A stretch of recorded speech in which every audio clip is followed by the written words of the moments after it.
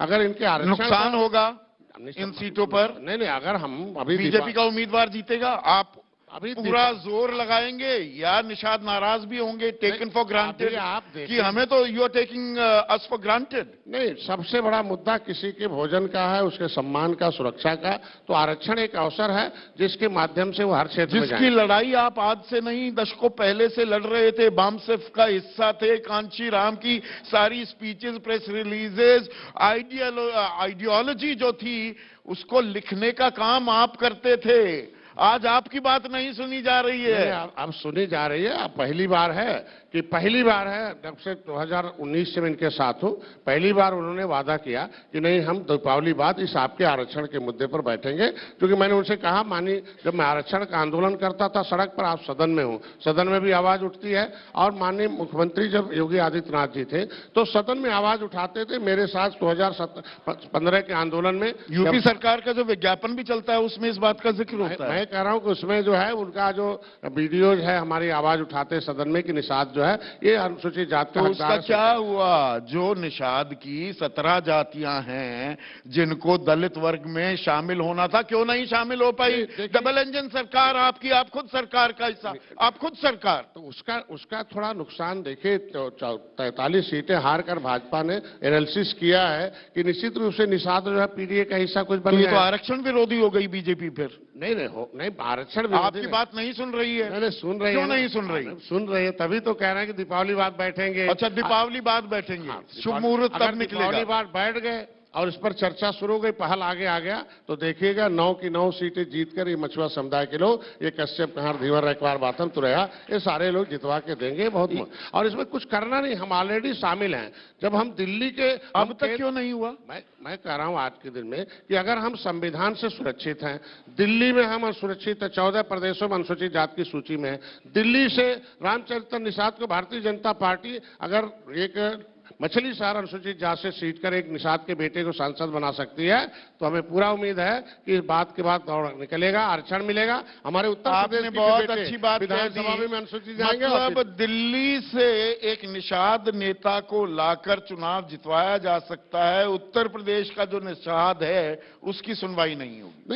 मतलब आप इसमें भी तारीफों के पुल बांध रहे हैं। नहीं, तारीफ मुझे तो इसमें बड़ी एक उल्टी गंगा बहती दिख रही है। दिल्ली से इंपोर्ट हो जाएगा निषाद, यूपी के निषाद की बात नहीं सुनी जाएगी, ना उसे दलित में शामिल किया जाएगा। अरे उसमें अन्याय कौन है? ये तो देखिए कि जब दिल्ली में हम संविधान में अनुसूचित जाति है और उत्तर प्रदेश के बेईमान लोग जब गजट पारित कर दिए तो हमें ओबीसी बना दिए, तो संविधान का सुविधा कौन देगा, न्याय कौन देगा? और अन्यायी बेईमान कौन है? ये बेईमान लोग। तो ये तो योगी सरकार की जिम्मेदारी है ना। केंद्र की सूची में जब वो दलित में शामिल हैं तो यहां होने में क्या दिक्कत है? अरे अभी तो ये शामिल की बात करते थे, अब तो पता चला ना कि शामिल ऑलरेडी हैं।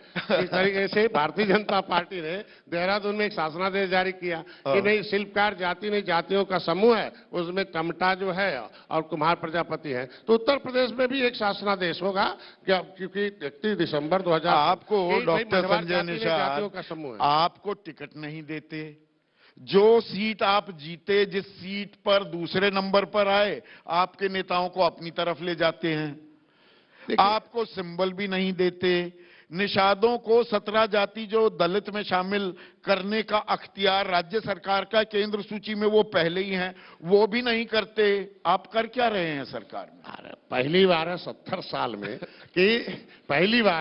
कि 70 साल में पहले मुख्यमंत्री योगी जी हुए जो मेरे पत्र को स्वीकार किया आरक्षण के, और उन्होंने आरजीआई को पत्र लिखा कि ये डॉक्टर संजय कहता केवट मल्लाह मझवार अनुसूचित जाति के हकदार है, RGI registrar general of census of India, आप हमें दिशा निर्देश दो।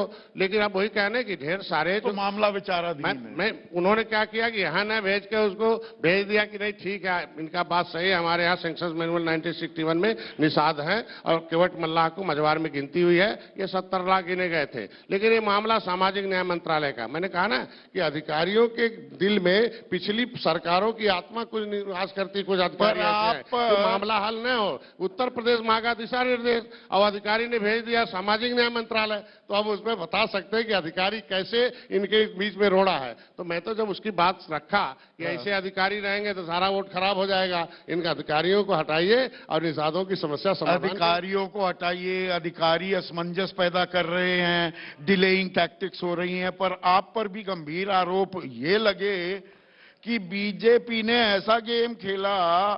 डॉक्टर संजय निषाद वो तो टिकट दिलवाने के लिए तैयार थे, हरिशंकर बिंद नाम के शख्स आए हैं जी 2 करोड़ में मुझे टिकट की बात कर ली, 15 लाख रुपए मुझसे ले भी लिए, टिकट दिलवा नहीं पाए। आपको मझधार में लाकर अटका दिया क्या बीजेपी ने? देखिए बीजेपी, मैं 2017 की बात करें, 2022 की, 2017 में मैं 70 सीट लड़ा और 1 विधायक बनाया और सपा बसपा को और कांग्रेस को उत्तर प्रदेश में हाथी और पंजा साफ हो गई और साइकिल हाफ हो गई। अब भाजपा सरकार नहीं थी इसलिए माफ हो गई, सरकार में हो गई। आज भाजपा हमारे साथ हो गई है। तो प्रत्याशी पर ये कह रहे हैं समाजवादी वाले इसको बहुत बड़ा मुद्दा बना रहे हैं, पैसे लेकर आप टिकट दे रहे थे। 2019 जीता हमने, उस समय भी आरोप लगा था कि ये किया वो किया, मैंने जो है सपा बसपा एक हो गई, तब भी हमने प्रधानमंत्री को, मोदी जी को मैंने 2022 में मैंने 15 सीटें भारतीय जनता पार्टी दी थी। ऐसा कैसे कह सकते सीट नहीं दिया? 15 सीटें दिया, 11 जीता, 11 हारी। 15 लाख रुपए भी लिए नहीं इस बार? नहीं, कोई रुपया दिए हो और रसीद दिखा दे, आरोप तो बड़े रसीद कहाँ होती है कच्चे में, कैश में काम होता है, रसीद थोड़ा चलती है। कैश भी दिया तो क्यों दिया? उसका दोष है, देने वाले का दोष है। मैं कह रहा हूँ पार्टी खड़ा बड़ा होती है तो क्या बिना पैसे की पार्टी खड़ा बड़ा? आखिरी सवाल, डॉक्टर संजय निषाद खेवनहार किसके होंगे 2027? ये जितने भी लोग हैं, मैं बता रहा हूं कि वाल्मीकि जी जब रामायण लिख रहे थे तो उनके ऊपर बहुत आरोप लग रहा था, और जैसे ही उन्होंने रामायण लिख दिया और लिखने के बाद तो आरोप लगाने वाले पता नहीं कहां चले गए। जो कोई बढ़ता है बीजेपी के साथ है या साइकिल पर सवार होंगे 27 में? किसके खेवनहार? यार मैं कह रहा हूं उसके ऊपर मोदी और योगी का फोटो लगा हुआ है, और पहले त्रेता में भी राम को पार उतारा, अभी बीजेपी को 2019 में आप देखो सपा बसपा एक हो गई थी तब भी पार उतारा, 2022 में, 2027 में किसे पार उतारेंगे?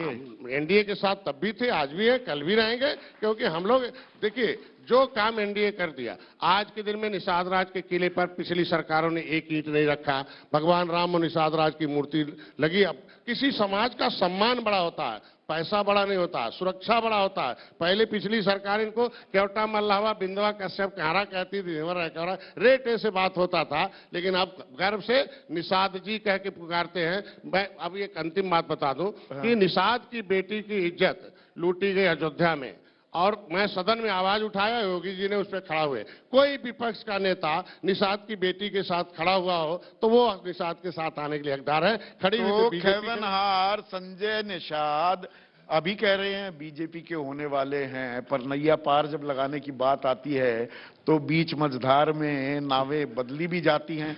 ये आप भी जानते हैं, मैं भी जानता हूं। तो 27